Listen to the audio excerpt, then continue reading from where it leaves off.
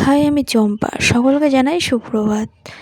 তোমরা সবাই কেমন আছো? আশা করি নিশ্চয়ই ভালো আছো। আর ভালো না থাকলেও তোমাদের এই বোনটির ভিডিওটি দেখলেই মন মাইন্ড পুরো ঠিক হয়ে যাবে। তো সকালে উঠেই আমি বিছানা ছেড়ে কমপ্লিট করে নিয়ে ঘরটা ভালো করে ঝাড় দিয়ে তারপরে আমি রান্নাঘরে চলে আসলাম। তো রান্নাঘরে সবজিগুলো কেটে তারপরে আমি ভাতটা দিকে বসিয়ে দিয়ে আমি সবজিটা করে নিলাম।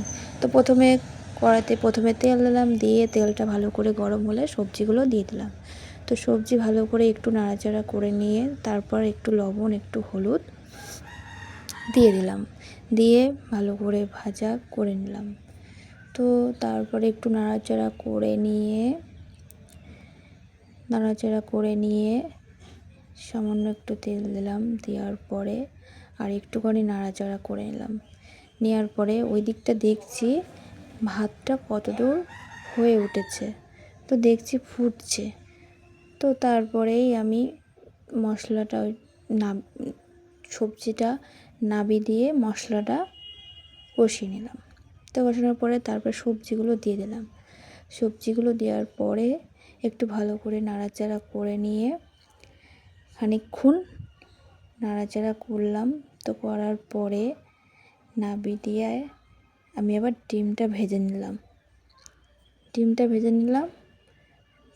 ভেজে নেওয়ার পরে আর আজকে একটা কথা, পটল দিয়ে, আলু দিয়ে আর ডিম দিয়ে রান্না হবে। তো তারপরে আমি ডিমটা দিয়ে দিলাম সবজির ভিতরে। তো দেওয়ার পরে একটু গরম মশলা দিলাম। গরম মশলা দেওয়ার পরে সবজিটা আমি নামিয়ে দিলাম। তো নামানোর পরে আমার তরকারি পুরো রেডি।